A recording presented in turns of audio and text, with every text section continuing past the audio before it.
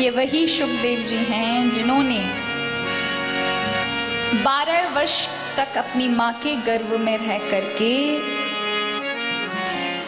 गर्भ से बाहर नहीं आए, सतत भजन किया।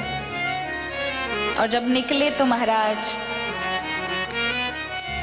ऐसे बन के निकले कि गर्भ में ही ठाकुर जी का दर्शन किया और फिर प्रभु से आशीर्वाद प्राप्त करके परम वितरागी होकर के फिर बंधन में ना फंस सके, क्योंकि इनका हेतु ही अवतार लेने का भागवत कथा जन जन तक पहुंचे परीक्षित के माध्यम से। इसलिए प्रभु श्री सुखदेव जी महाराज का अवतार हुआ है। महात्मा कहते हैं, ऐसा संतों से सुना है कि भोलेनाथ ही सुखदेव स्वरूप में यहाँ द्वापर युग में प्रकट हुए हैं। जिस तरह से त्रेता युग में राम जी की सेवा के लिए भोलेनाथ हनुमान जी बनकर आए थे ना, उसी तरह से उसमें भी महाराज शुक रूप में आए हैं। तो हमारे भारत के पंक्षी भी बड़े महाराज पुण्यशाली हैं कि कागा तो हमारा रामायण बाजते हैं, काग भुसुंडी जी हमारा तोता, शुक महाराज तो हमारा भागवत कथा कहते हैं। यहाँ के महाराज बड़े बड़े शहीद बलिदानी हैं पंक्षी, मनुष्यों से आगे गिद्धराज जटायु उनका नाम आता है।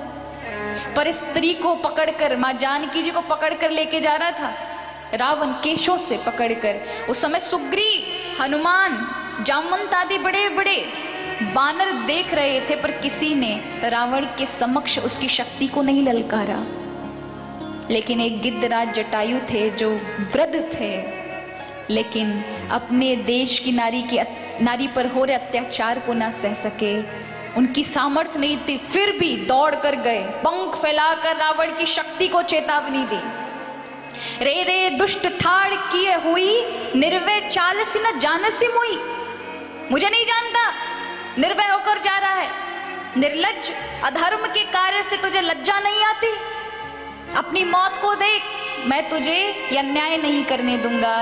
माँ जानकी जी को उठा कर लेके जाते हैं, पृथ्वी पर रखाते हैं और रावण को ललकारते हैं। रावण ने सोचा हो सकता है मुझे दुष्ट कहने की सामर्थ्य दो लोगों में है, या तो ये मैनाक पर्वत है या फिर ये गरुण है, भगवान का, विष्णु का वाहन। अन्यथा इस दुनिया में, संसार में कोई मुझे दुष्ट नहीं कह सकता, क्योंकि रावण की शक्ति को कोई नहीं ललकार सकता था। रावण कोई छोटा मोटा थोड़ी ना था महाराज। पूर्व में पर्वतों के भी पंख हुआ करते थे। जब ब्रह्मा जी ने पर्वतों की रचना की थी तो पर्वतों के पंख होते थे, पर्वत उड़ के जाया करते थे। अब जो चढ़ जाए पर्वत पे अपनी गाय भैंसों को, बकरियों को लेके, और महाराज जब मन में आई पर्वतों के पर्वत उड़ गए, अब कहाँ बैठेंगे वो, उनकी मन की बात है, वो कहाँ बैठे। और बैठे तो बेचारे जो ऊपर पड़े हैं उनका अपना घर आदि सब भूल जाए, वो तो पता नहीं कब के कब मिले, ना दिशा का ज्ञान पता रहता, कहाँ बैठ गए। और पर्वतों के उड़ने के कारण, क्योंकि ये कहीं भी उड़ के कहीं भी बैठ जाए, बसी वसाई बस्ती को हमारा शमशान बना दें जहाँ बैठ जाए, उड़ के कहीं भी पहुंच जाते, और जो बस्ती दिखती वहीं पे जाके बैठते, तो नीचे दब के सब पिचल जाते, मर जाते। ब्रह्मा जी ने कहा ये सृष्टि तो बनाई थी आगे बढ़ने के लिए, पर तो ये तो सत्यानाश में लगे हुए हैं, क्या करें। इंद्र को आज्ञा दी वज्र से सबके पंख काट दिए जाएं। इंद्र आए, सभी पर्वतों के पंख काट दिए गए, पर मैनाक चालाक निकले। मैनाक ने अपने मित्र पवन यानी वायु का सहायता लेके समुद्र से मित्रता कर ली, और भाग करके सहायता से समुद्र के भीतर पाताल में छुप गए। इसलिए इंद्र इनके पंख नहीं काट सके, आज तक इनके पंख हैं, ये समुद्र में विराजमान रहते हैं। तो जब हनुमान जी महाराज, सुंदरकांड की कथा में आता है ना, हनुमान जी महाराज जब सीता जी की सुधि लेने जा रहे थे, तो पर्वत मैनाक ने देखा मेरे मित्र का पुत्र जा रहा है राम जी के काज के लिए, चलो ये थक गया होगा, इसकी सेवा कर दें। तो उड़ करके आए समुद्र से ऊपर होकर के, थोड़ी देर विश्राम कर लो। पर हनुमान जी ने केवल प्रणाम किया, क्योंकि अपने पिता के मित्र हैं ना, इसलिए चाचा जी लगते हैं। तो प्रणाम किया और कहा मैं विश्राम नहीं करूंगा, इसलिए आप मुझे आज्ञा दें कि मैं कार्य में सफल हूं। तो रावण को ललकार देना कोई साधारण बात नहीं थी। रावण बड़ा शक्तिशाली था। कहा जाता है कि 1 कल्प तक रावण जिया था। राम जी का तो 1 युग के लिए अवतार हुआ है। त्रेता युग, 24वीं चतुर्युगी के त्रेता युग में राम जी का जन्म। रावण के समक्ष कितने सारे युग निकल गए। यानी सतयुग, त्रेता, द्वापर, कलयुग, ये 4 युग एक जगह इकट्ठे हो जाएं, उसको कहते हैं एक चतुर्युगी।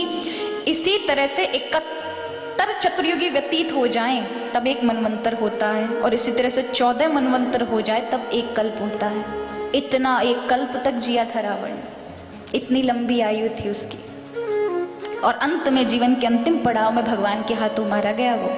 लेकिन उस समय उसकी शक्ति का जो एक भय था लोगों में, उसकी शक्ति महाराज इसी से अनुमान लगा लीजिए कि जब सीता जी का हरण करके लेके आ रहा था, वो कथा का प्रसंग आता है कि रावण थक गया तो सोने गया था। मध्याह्न से थोड़ा और ज्यादा समय हो चुका था, वो कभी सोता नहीं था, लेकिन उस दिन स्वस्थ नहीं था तो सो गया। तो उस समय वेद पढ़ने के लिए उसकी लंका में ब्रह्मा जी आते थे।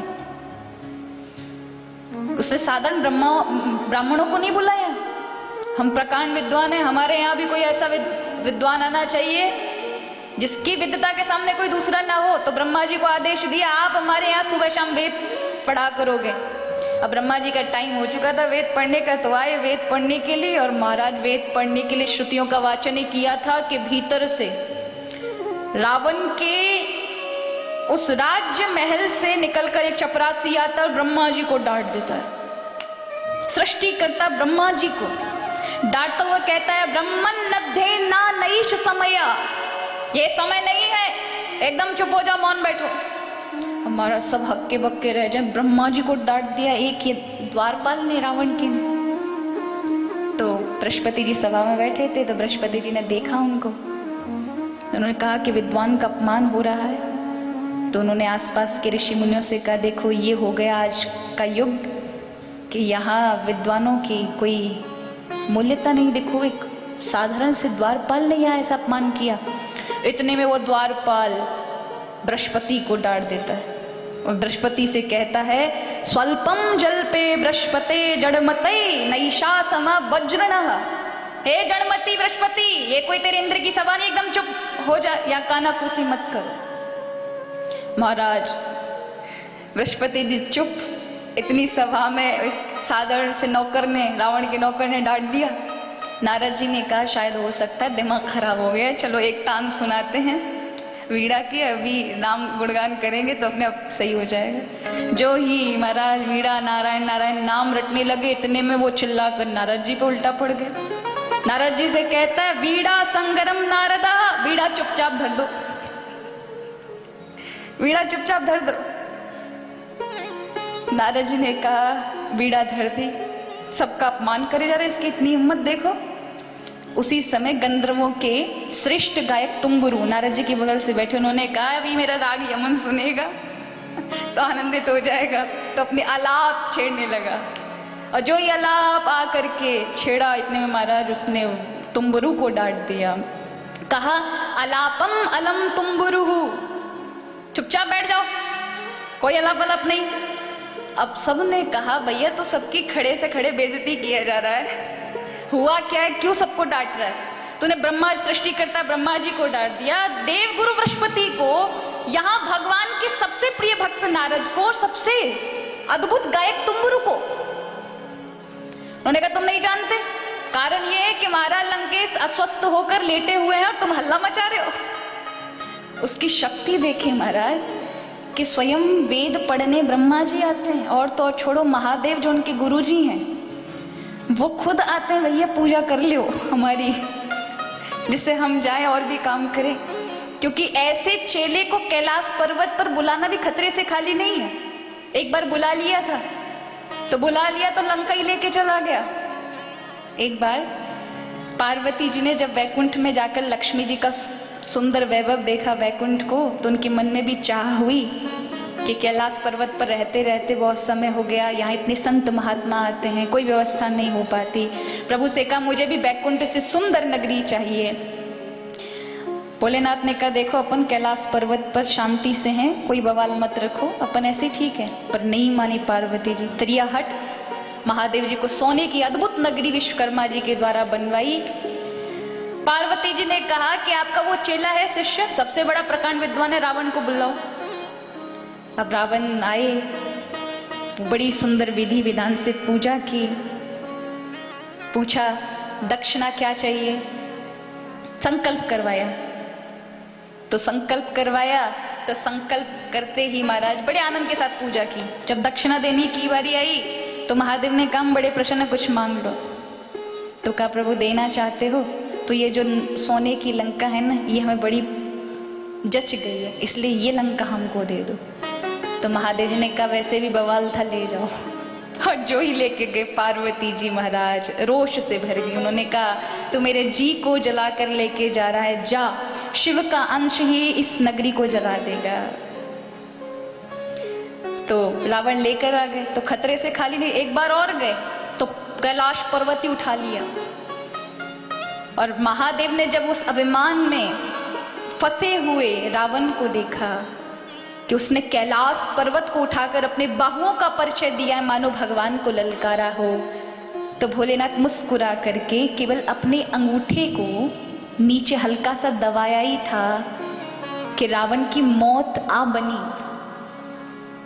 गिर पड़ा कैलाश पर्वत को लेकर के, छाती पे कैलाश पर्वत आ गया, श्वास रुक गई, चिल्लाने लगा महादेव बचाओ, त्राही माम पाही माम, प्रभु मैं अपराधी हूं, मैंने अपराध कर दिया। और वहीं पड़े पड़े तांडव स्तोत्रम का वहां प्राकट्य किया।